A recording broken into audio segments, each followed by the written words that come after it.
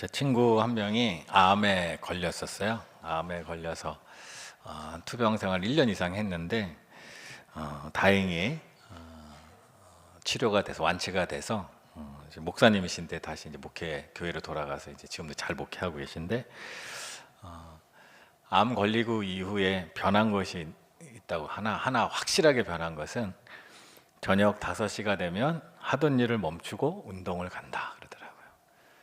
저녁 5시가 되면 하던 일을 멈추고 운동을 간다. 그것이 자기가 암을 낫고 난 이후에 가장 큰 변화다. 물론 생각과 마음도 많이 변했는데, 사람이 죽을 위기를 경험하면 안 바꿀 수가 없을 거예요. 아마 오늘 우리가 올해 무덤에서 나오는 교회라는 표어를 가지고 한 해를 시작하는 것은 상당한 위기의식을 우리가 가질 필요가 있다.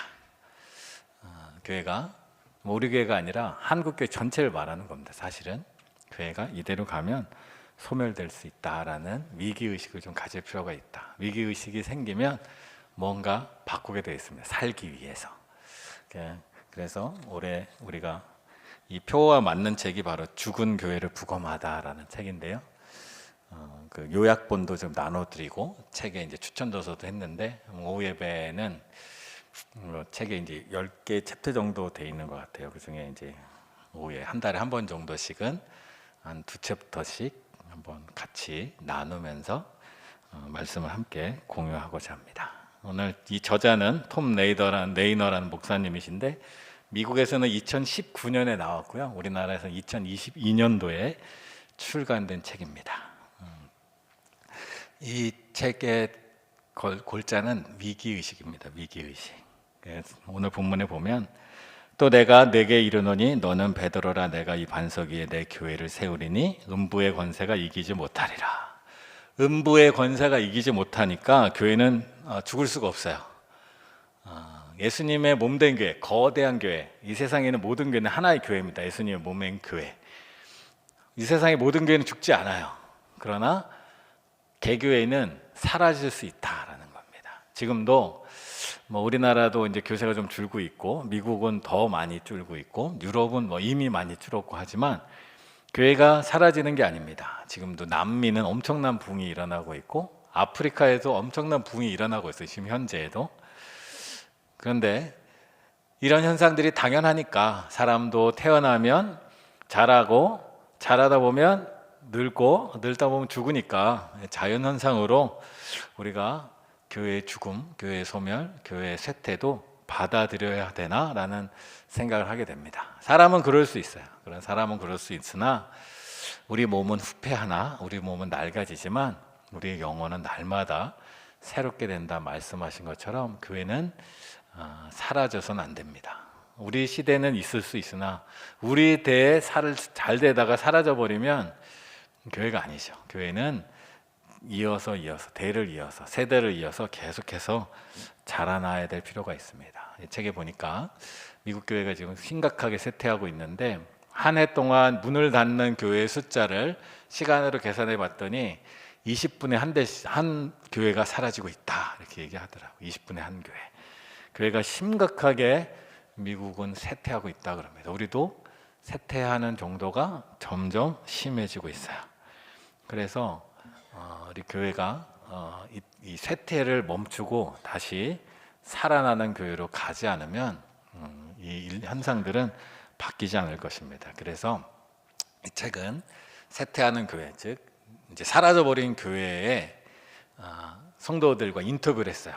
당신 교회는 사라지기 전에 어떤 일들이 일어났는가. 그분들이 원인을 알기도 하지만 이분이 이제 컨설팅을 또 오래 했고, 그래서 그런 여러 가지 상황들을 연구하고 조사해서 이런 요소들이 있는 교회들이 사라져 가더라라는 것을 이제 챕터별로 이제 분리했는데, 우리는 첫 번째와 두 번째로 오늘 나누려고 합니다. 교회가 사라지는 첫 번째 모습, 나타나는 현상을 보면 점진적으로 쇠퇴해 간다. 마치 사람이 자연사해 가듯이 점점 약해져 가는데, 문제는 알아채지 못할 정도로 서서히 쇠퇴해 간다라는 거예요. 내부 구성원은 우리 교회가 약해지고 있다라는 것을 모를 정도로 서서히 쇠퇴해 가더라라는 거예요.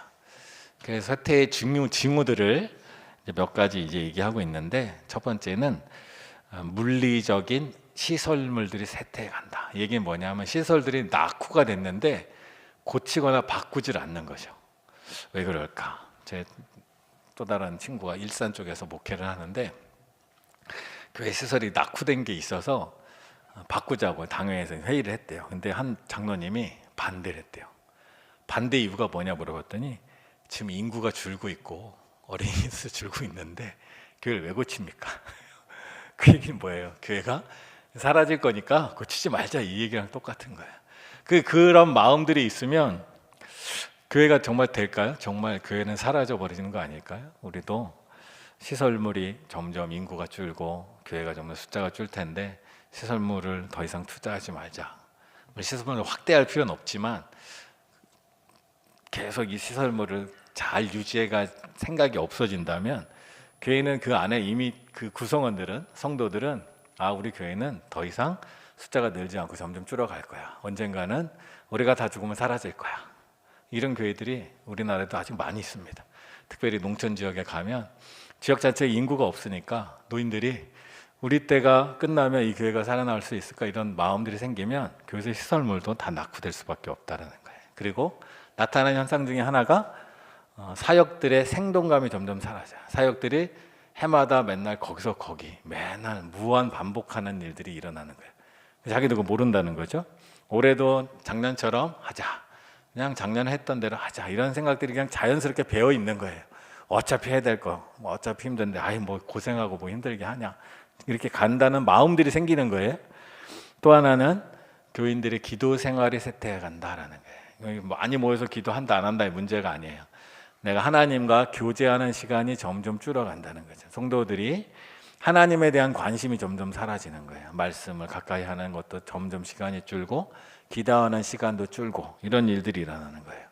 그리고 내부보다 외부에 초점을 맞춰야 되는 거, 선교적 태도가 점점 쇠퇴해가요. 선교에 대해서 부담스러워하고 선교를 이제 그만했으면 선교에도 별 열매도 없는 것 같아, 이런 마음들이 점점 생긴다는, 확장성이 점점 떨어집니다. 또 하나는 지역사회와의 소통이 끊어지는 거예요.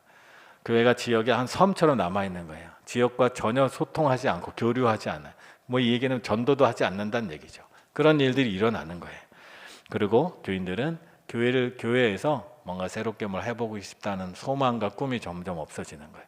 해마다 그냥 계속 반복만 이루어지는 거죠. 그리고 많은 교인들이 원래 우리 교회는 그랬어, 원래 우리 교회는 이랬어라고 생각하면서 아무도 쇠퇴해가고 있다는 것을 짐작하고 있지 못하다, 이런 일들이 일어난다는 거예요. 죽어가는 줄 자기들이 모른다라는 게 그 교회의 모습이에요. 서론에 보면 또 충격적인 얘기가 나오는데 1975년도에 성도가 약 750명 정도 있던 교회를 몇십 년 뒤에 90년, 2000년대쯤 된 것 같아요. 이분이 컨설팅 하러 갔어요.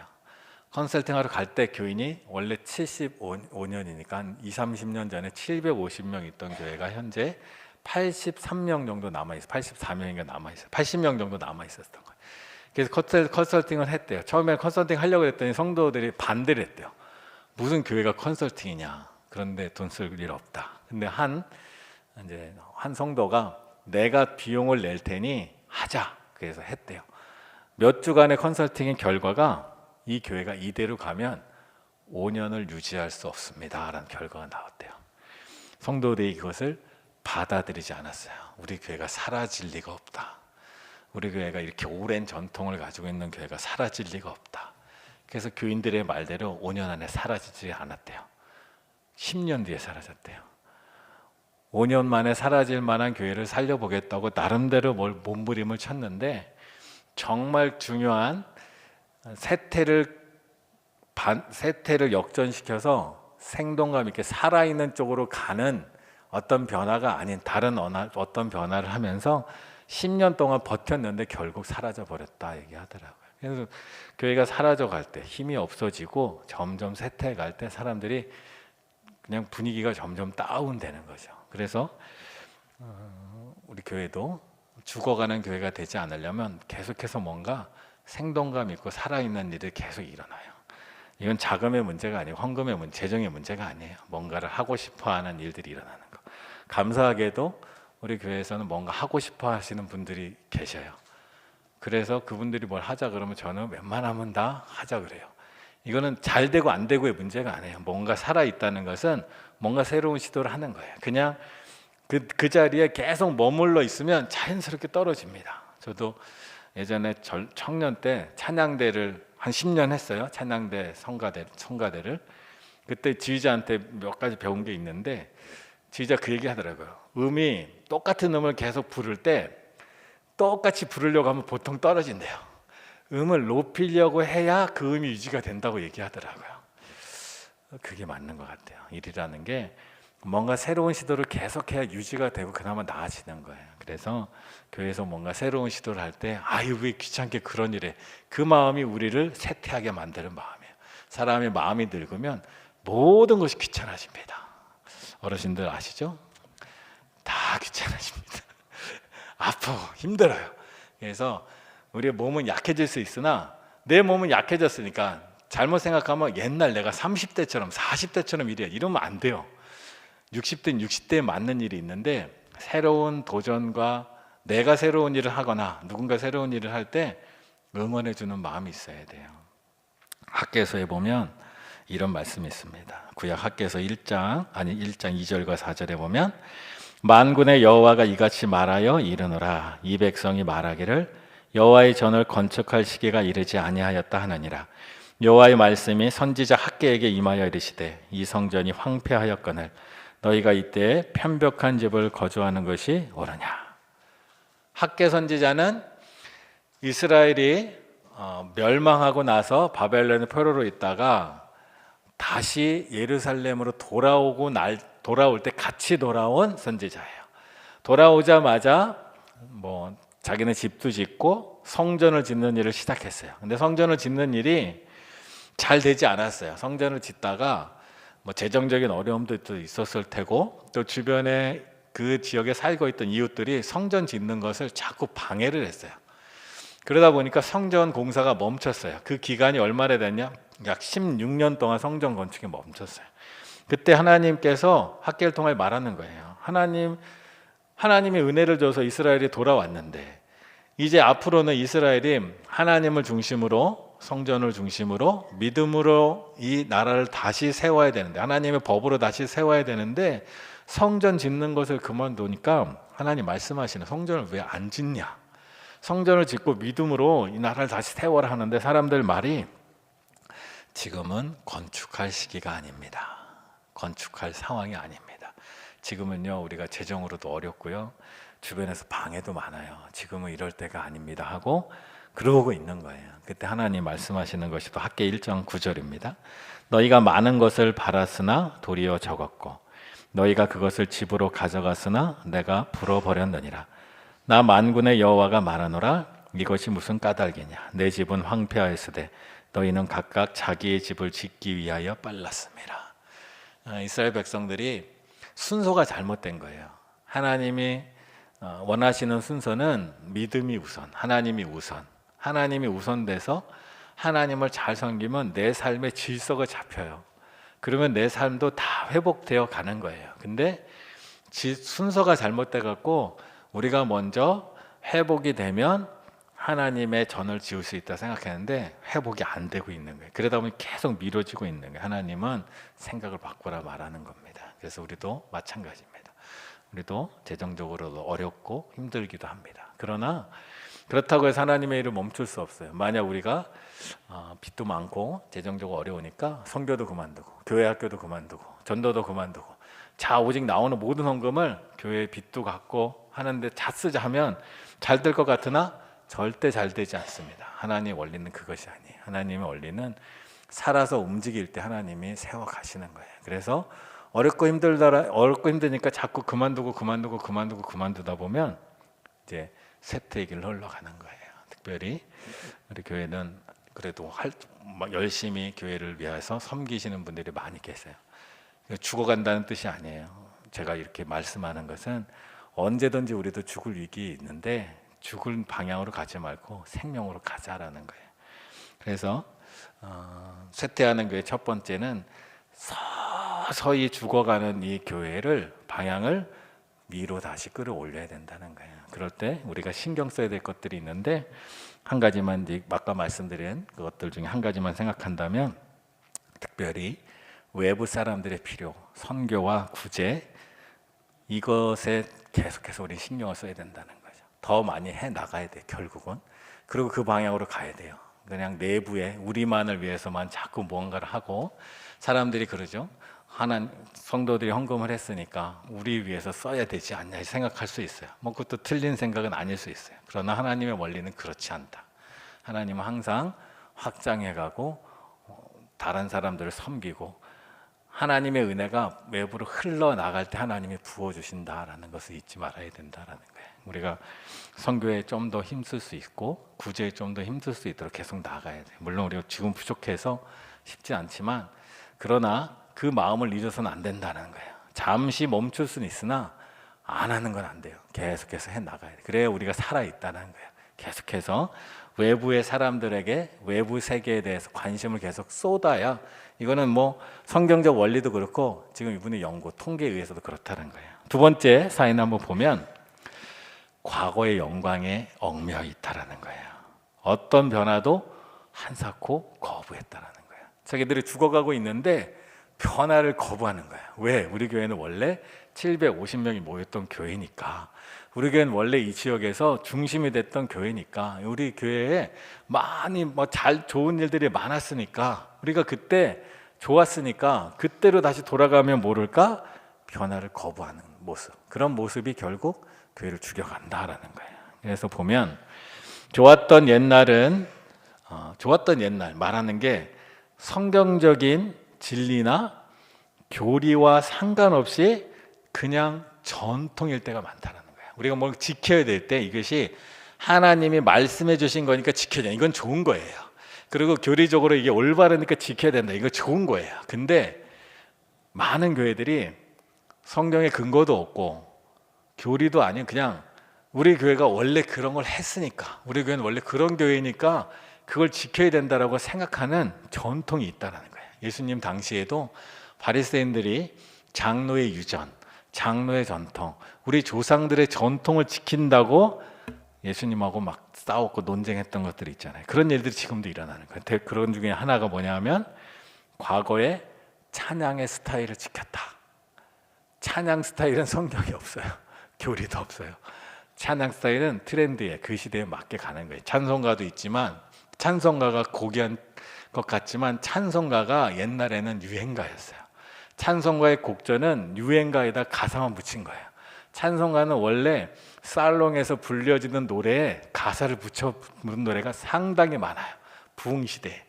근데 그것이 마치 거룩한 것, 거룩한 것은 기준인 것처럼 찬송가만 고집한다. 옛날에 내가 불렀던 찬송만 고집한다. 사실 새로운 찬송 배우기는 쉽지 않아요. 근데 옛날 스타일을 계속해서 고집하면서 바꾸지 않는다는 것이 쇠퇴의 징후다라고 말하는 거예요. 또 과거의 예배 시간, 예배 순서를 지키는 걸 고집한다. 예배 순서 하나 바꾸는 것 때문에 문제가 생기고, 예배 순서 뭐 하나 넣고 빼는 것 때문에 심각하게 토론내는 거예요. 심각한 문제가 아니에요. 그거는 예배 시간의 틀이 성경이 없어요. 예배 시간의 틀은 성경이 없어요. 우리가 성경적인 예배를 위해서 만든 틀일 뿐이에요. 그 틀이, 우리가 예배의 기초는, 성경이 말하는 예배의 기초는 딱 하나예요. 예수님 말씀해 주시죠. 영과 진리로 예배하는 것. 영과 진리로 예배하는데 영과 진리가 담기지 않아요. 너무 예배 시간이 막 불편하고 그래요. 그러면 영과 진리로 예배할 수 있도록 바꿔줘야죠. 예배 시간이, 옛날에는 예배 공간만 해도 그렇죠. 옛날에는 마룻바닥에 다 예배 드렸어요. 처음에 의자 놓을 때 많은 목사님들, 많은 장로님들이 반대했대요. 언덕 교회는 무릎 꿇고 기도해야지. 왜 편하게 의자에 앉아서 기도해? 지금 뭐 웃기죠. 지금도 그런 생각 하시는 분이 있을 수도 있어요. 기도는 무릎 꿇고 해야지. 무슨 의자에 앉아서 무슨 기도야. 자기 스타일을 고집하는 거예요. 사실은 성경적 근거도 없어요. 미국에 한번 가보십시오. 아무도 무릎 꿇고 기도 안 해. 모두가 다 의자에 앉아 있는데 그냥 내 스타일인 게, 내가 익숙한 거에 바꾸고 싶지 않다라는 거죠. 그래서 과거에 건물 인테리어, 건물 구조도 똑같다는 거예요. 바뀌지 않는다는 거예요. 뭔가 새로운 것을 위해서는 바꿔야 되죠. 우리 교회도 외부 분들이 오면 참 좋은 교회라고 그래요, 많이. 왜냐하면 시설들이 좋잖아요. 시설이 좋다는 게 깨끗하다는 것도 있지만 사람들이 교회에서 머물 수 있는 좋은 공간들이 많은 거예요. 카페도 있죠, 키즈 카페도 있고, 뭐 이런 공간들이, 소그룹들도 있고, 이런 공간들이 좋다. 우리가 교회에 모여서 하는 것은, 교회 설계도도 성경에 없어요. 성경에는 성전의 설계도이지만 더 이상 우리는 성전을 지을 필요가 없기 때문에 교회는 믿는 사람들이 모여서 예배하기 좋은 공간, 믿는 사람들이 모여서 교제하기 좋은 공간, 믿는 사람들이 모여서 교회 학교는 사역하기 좋은 공간이면 되는 거예요. 그 필요가 바뀌면 얼마든지 인테리어나 내부 시설도 바꿀 수 있어야 되는데 그렇지 못했다라는 거예요. 그리고 가장 이제 대표적인 것은 자신에게 익숙하고 편안하고 자기 취향을 지키려고 싸웠다라는 거예요. 그래서 우리는 무언가를 지킬까 바꿀까 고민할 때 가장 중요한 기준은 성경에 이것을 뭐라고 말하는가. 성경이 말하고 있지 않는 것이 있다면 그것은 그 시대의 필요에 맞게 바꿀 수 있는 거예요. 근데 내 취향에, 내 익숙함 때문에 바꾸지 않도록 저항하는 것은 결국 그것으로 인하여 우리를 점점 쇠퇴해가게 만든다는 거예요. 그것을 잘 알아야 돼요. 우리는 그렇다고 과거를 무시해서는 안 돼요. 과거는 존중돼야 되고 존경받아야 돼요. 우리 교회도 마찬가지예요. 오랫동안 신앙생활 해오신 분들이 교회를 잘 지켜왔기 때문에 여기까지 온 거예요. 그분들의 노고도 당연히 존중받아야 돼요. 아주 대단히 헌신을 많이 하셨어요. 어려운 여건 속에서 여기까지 왔다는 건 대단한 일이에요. 그러나 과거를 존중하되 과거 속에서 살아서는 안 된다는 거예요. 우리가 과거에 훌륭한 믿음의 유산을 가지고 여기까지 왔어요. 그렇다고 과거에 가서 살 수는 없잖아요. 오늘을 살아야 돼요. 오늘에 또 새로운 유산을 만들어야 되고 또 미래 세대에 넘겨줘야 되는 것이 우리의 일이에요. 그러고 보면 신앙은 항상 과거를 떠나서 하나님이 기뻐하시는 미래로 나아갔던 게 신앙이에요. 최초로 믿음의 조상이라 부른 아브라함이 창세기 12장 1절에 여호와께서 아브라함에게 이르시되 너는 너의 고향과 친척과 아버지 집을 떠나 내가 내게 보여줄 땅으로 가라. 떠나서 가라라는 거예요. 떠나서 가라. 과거에 아브라함의 가족이 나빴나요? 좋았어요. 믿음의 좋은 전통을 가지고 있어요. 갈 때 우리에서 떠날 때 그 아버지가 함께 떠난 거예요. 그리고 아브라함은 자기 아들 이삭을 가나안 땅 이방 민족과 결혼시키지 않고 이 가족, 자기 가족의 사람과 결혼시키려고 엘리멜렉, 자기의 종, 충실된 종을 보냈어요. 내 아들 이삭은 이방인과 결혼하지 않고 믿음의 전통이 있는 우리 가족에게서 신부를 찾아와야 한다고 보낸 거예요. 그만큼 자기 가족이 나쁜 가족이 아니에요. 좋은 가족이에요. 그들이 믿음을 지키는 가족이에요. 근데 그 가족을 떠나서 더 새로운 곳으로 가는 게 하나님의 뜻이라는 거예요. 나쁜 가족이라고 떠난 게 아니에요, 결코. 마찬가지입니다. 신앙은 항상 오늘 우리가 있는 것에 감사하지만 하나님께서 우리를 이끄시는 새로운 길로 나아가는 거예요. 그게 믿음의 사람의 여정이에요. 히브리서 11장 13절에 16절을 보면 이래요. 이 사람들은 땅에서는 외국인과 나그네임을 증언하였으니 자기들이 본향 찾는 자임을 나타냅니다. 그들이 나온 바 본향을 생각하였더라면 돌아갈 기회가 있었으려니와 그들이 이제는 더 나은 본향을 사모하니 곧 하늘에 있는 것이라. 더 나은 본향을 향해서 나아가는 것이 믿음의 여정이에요. 과거의 본향도 나쁜 것은 결코 아니에요. 그러나 우리는 어차피 이 땅에서 나그네 인생이다. 나그네 인생을 살 때는, 나그네가 갈 때는 더 나은 길을 계속해서 찾아가는 거라는 거예요. 그래서 이것이 더 나은 길을 향하여 나가는 과정이다라고 생각하고 계속해서 나아갈 수 있어야 살아있는 겁니다. 옛 속담에 있듯이 구르는 돌에 이끼가 끼지 않는다라는 말이 있잖아요. 교회도 하나님의 원리처럼 계속해서 살아서 움직이고 앞으로 가는 것이 중요하다라는 거예요. 그래서 우리 마음에 불편할 수는 있어요. 새로운 일들이 계속 일어나는 것. 새로운 사역들이 하는 것. 왜 계속 그동안 우리가 잘 해왔던 것을 또 다시 새롭게 하나? 잘 해왔기 때문에 새롭게 하는 거예요. 안 돼서 새롭게 하는 것은 심각한 거예요. 잘 해왔지만 더 나은 보양, 더 나은 본향, 더 나은 또 다음 세대를 향하여 나아간다는 것을 잊어서는 안 된다는 거예요. 그래서 그 틈에 새로운 사람들이 들어와서 뿌리를 내리고 그 틈에 새로운 씨앗이 자라고 그 틈에 새로운 열매들이 열리게 된다는 거예요. 그래서 교회가 가만히 있고 하던 대로 계속하면 침체해 난다는 거예요. 그것은 누가 제일 하느냐? 새로운 새 가족들이 제일 잘 알아요. 새 가족들이 왔을 때 하나님 원리는 이거잖아요. 먼저 된 자가 나중되고 나중된 자가 먼저 된다.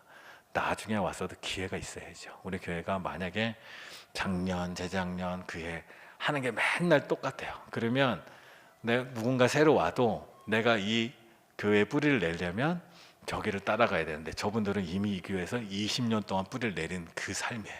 30년 동안 뿌리를 내린 그 삶이에요. 내가 들어갈 틈이 없는 거예요.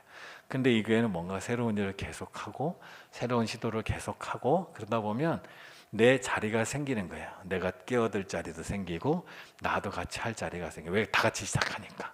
20년 동안 해온 것은 난 가면 제일 끝에 서 있는 건데 오늘 새로 시작해요. 그럼 20년 다닌 교회 성도나 나나 똑같이 시작할 수 있는 거잖아요. 그래서 뭔가 계속 새로운 일을 할 때 사람들이 그 안에서 할 일들이 생기고 찾고 새로운 모습들이 생겨간다는 거예요. 우리는 좋은 전통을 가진 교회예요. 더 나은 본향으로 계속해서 나가는 교회가 돼야 돼요. 그게 아름다운 교회가 되는 겁니다. 정리하자면 현재 상태에 안주하지 말고 고통스럽더라도 변화를 수용해야 돼요. 불편하더라도 변화를 수용할 줄 알아야 돼요. 어떤 변화가 일어나도 그 변화 자체가 중요한 거예요. 사실은 그것을 안 해서 문제가 생기는 게 아니에요. 그걸 해서 문제가 생기는 거 아니에요. 뭔가 변하고 있다는 이미지가 우리에겐 또 중요해요. 그래서 우리에게 뭔가 변하고 있구나, 사람들의 생각에. 그러면 자기도 언젠가는 또 나도 계속해서 변화의 길을 가게 되는 거예요. 저도 우리 교회도 그렇지만 옛날 교회도 마찬가지예요. 그 찬양대도 그렇고 교사들도 그렇고 주로 하는 어려움이 뭐냐면 10년 전이나 지금이나 멤버가 똑같아요. 10년 전이나 지금이나 멤버가 똑같아요. 그러나 저 솔직히 말해요. 그 멤버 그 사역지 자체가 문제가 있다. 아무것도 안 변하고 계속 똑같이 하고 있으니까 옆에 누가 새로 들어갈 틈이 없어요. 제가 보기엔 새로운 사람이 갔어요. 몇 달 못 뛰고 다 튀어나가요. 다 튀어나가는 거 왜 그럴까? 새로운 사람들이 와서 할 자리를 마련해주지 않기 때문이에요. 새로운 사람들이 왔을 때 할 자리들이 계속 생겨나고 그 안에 자리할 곳이 있어야 되는 거예요. 그래서 변화라는 것 자체가 중요한 거예요. 변화했던 시도, 변화해서 더 잘 되냐 안 되냐 그건 다음 문제예요. 변화를 계속 할 수 있다는 것이 소망이 있다는 거예요.